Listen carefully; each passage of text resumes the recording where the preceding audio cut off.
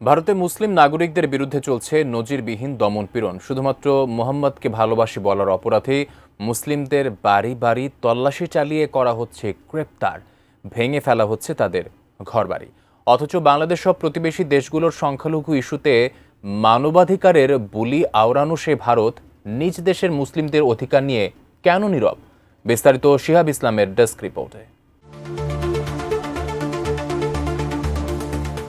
ভারতের সংবিধান কাগজে কলমে ধর্মীয় স্বাধীনতা ও মত প্রকাশের অধিকার নিশ্চিত করলেও বাস্তব চিত্র যেন সম্পূর্ণ ভিন্ন।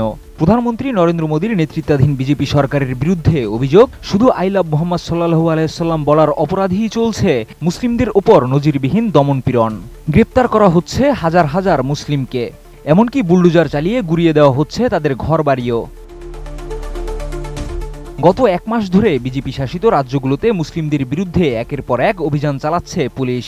কানপুর, গুজরাট, তেলেঙ্গানা, মহারাষ্ট্র, এমনকি জম্মু কাশ্মীর, যেখানেই কেউ সামাজিক যোগাযোগ মাধ্যমে আই লাভ মোহাম্মদ সাল্লাল্লাহু আলাইহি সাল্লাম লিখেছেন বা সেই লেখাযুক্ত টি শার্ট পরেছেন, তাদের বিরুদ্ধে দায়ের করা হচ্ছে মামলা। আমি বুঝি নির্মাণের শিল্প, সালাম স্টিল বোঝে ডিউরেবিলিটি। সালাম স্টিল, মোস্ট ডিউরেবল স্টিল। এই বিতর্কিত ঘটনার সূত্রপাত উত্তরপ্রদেশের কানপুরে। 4 সেপ্টেম্বর ঈদে মিলাদুন্নবীর দিন মুসলিম অধ্যুষিত এক মহল্লায় টাঙানো হয় আই লাভ মোহাম্মদ সাল্লাল্লাহু আলাইহি সাল্লাম লেখা একটি বোর্ড।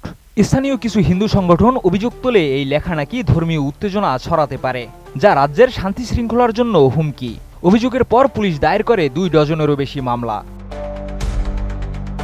ভারতের সংবিধানের 2519 ধারা অনুযায়ী এই লেখাটি ধর্ম ও মত প্রকাশের স্বাধীনতার মধ্যেই পড়ে, অর্থাৎ ধর্মীয় ভালোবাসার প্রকাশ কোনোভাবেই অপরাধ হতে পারে না।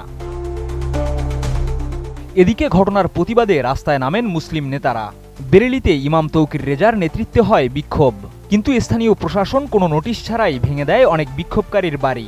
যদিও ভারতের সুপ্রিম কোর্ট স্পষ্টভাবে জানিয়েছে, বিচার ছাড়া বাড়িঘর ভাঙা সম্পূর্ণ বেআইনি। মানবাধিকার সংস্থা APCR এর ন্যাশনাল কোঅর্ডিনেটর নাদিম খান বলেন, আই লাভ মোহাম্মদ সাল্লাল্লাহু আলাইহি সাল্লাম বলা কোনো অপরাধ নয়, সরকারও তা জানে, কিন্তু মুসলিমদের কণ্ঠরোধের জন্য তা ইচ্ছাকৃতভাবে অন্য ধারায় মামলা দিচ্ছে। অন্যদিকে ঘটনার পর মোদির নির্বাচনী এলাকা বারাণসীতে বিজেপির নেতারা শহর জুড়ে লাগিয়েছেন আই লাভ বুলডোজার লেখা পোস্টার, যা সরকারের দমননীতির এক প্রকার প্রতীকী উদযাপন।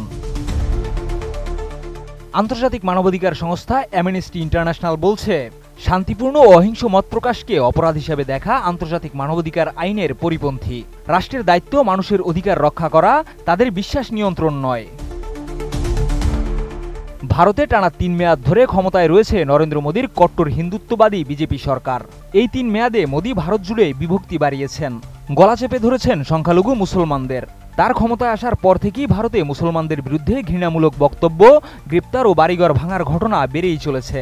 শুধু 2023 সালে হেট স্পিচের সংখ্যা ছিল 668টি। 1 বছর পর তা বেড়ে দাঁড়িয়েছে 1165-এ। সেই ভারত বাংলাদেশের মতো অসাম্প্রদায়িক দেশে কথিত সংখ্যালঘু নির্যাতনের অভিযোগ তুলে মানবাধিকারের বুলি আওড়ায়, অথচ নিজ দেশে মুসলমানদের উপর চলে নৃশংস বর্বরতা। শিহাব ইসলাম, ATN নিউজ।